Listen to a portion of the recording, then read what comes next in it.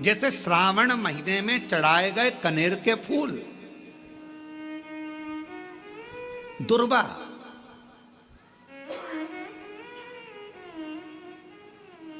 और हम सबसे कहेंगे, मान लो यदि कोई विशेष कोर्ट का केस चल रहा हो, कोई कोर्ट में कोई बातें चल रही हो, अदालत आदि में कोई कार्रवाई चल रही हो, कोई फाइल प्रशासनिक अधिकारियों के पास फंस गई हो और कुछ ना कुछ उसमें अपने को लगता है कि तकलीफ का प्रसंग है, तो हम कहेंगे शिव की आराधना करो, सत्यता पर जियो,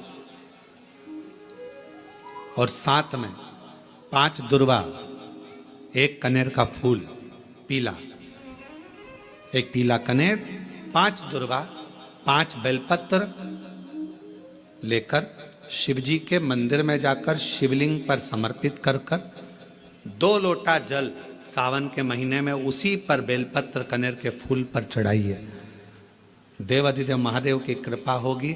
ज़्यादा से ज़्यादा 6 महीना 7 महीना, इससे ज़्यादा निर्णय आप ही के पक्ष में आएगा और शिव की कृपा से।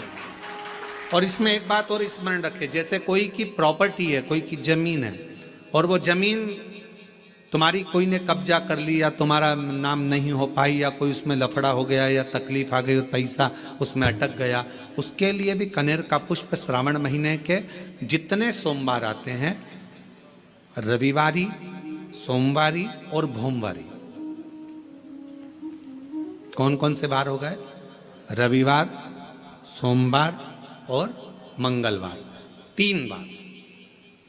प्रथम दिवस में कनेर का 1 पुष्प लेना है, द्वितीय दिवस में कनेर के 5 पुष्प लेना है, और तृतीय दिवस में कनेर के 3 पुष्प लेना है।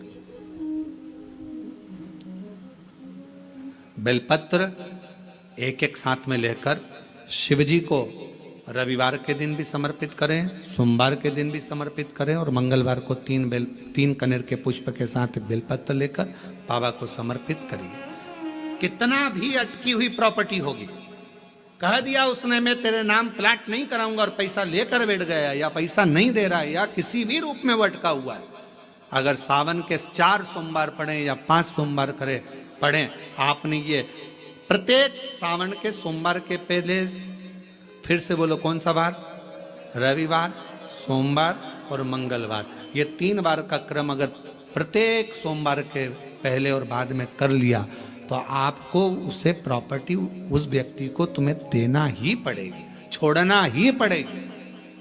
उसको खुद अपने आप में बेचैनी होने लगेगी, मुझे देना, बुलाएगा, आपको जाना नहीं पड़ेगा, खुद बस फोन लगाया आपने, भैया हमारा करा दो, हमारा करा दो, 2 बार 3 बार अगर बोला, चौथी बार वो खुद बुलाएगा, बेचैनी बढ़ेगी। मेरा बाबा उसको खुद खल बुला देता है। शिव शिव है, उसको कहते सत्यम शिवम शंकर शंकर। अभी तो कितना सुंदर है सावन का महीना, और वो महीना जो भगवान शंकर को सबसे ज्यादा प्रिय है, बहुत प्रिय।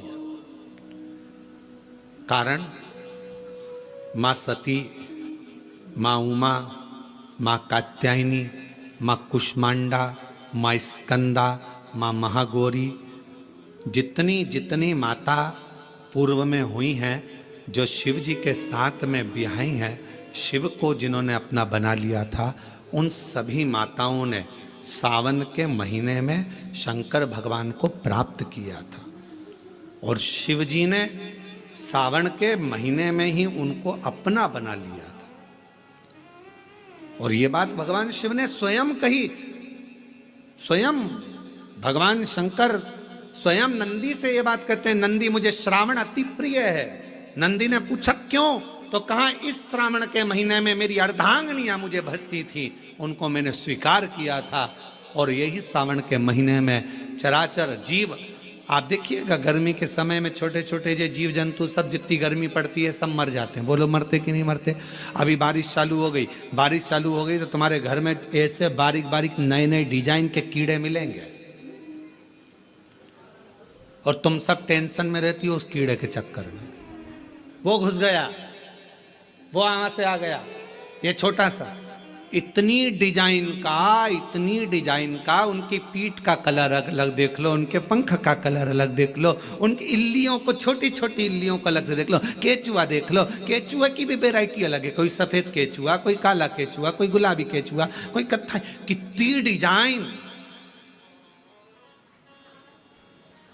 83,99,999 योनिया, और उसमें आखिरी योनि ये 84,00,000वीं मनुष्य की योनि। अब इतनी योनियां, और तुम्हारे घर में भी आसपास तुम देखना कितने सारी योनियों को देख लोगे, चीटा को, और चीटे की भी एक डिजाइन आ जाती है। सावन में आते आते चीटे में भी पर आ जाते हैं। अब तुमने देखा कि नहीं देखा वो हमको नहीं मालूम है भैया, देखा है तुम लोगों ने?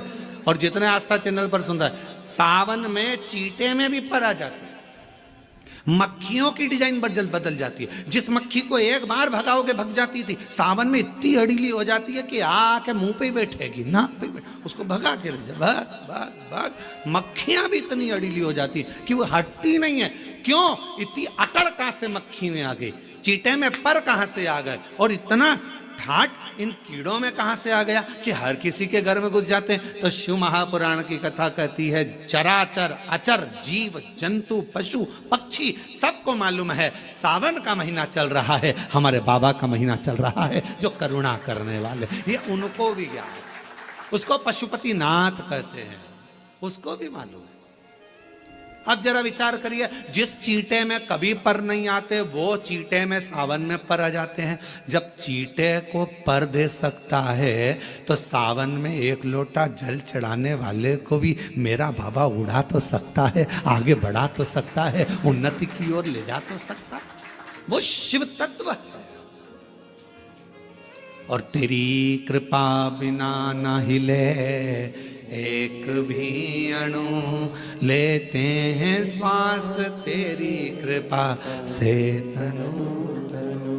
बखान क्या करूं मैं राखों के ढेर का, चपटी भभूत में खजाना कुबेर का। हे गंगाधार मुक्ति द्वार ओंकार तू, भोले ओमकार तू, आयो शरण शंभु तार तार तू। भगवान शिव।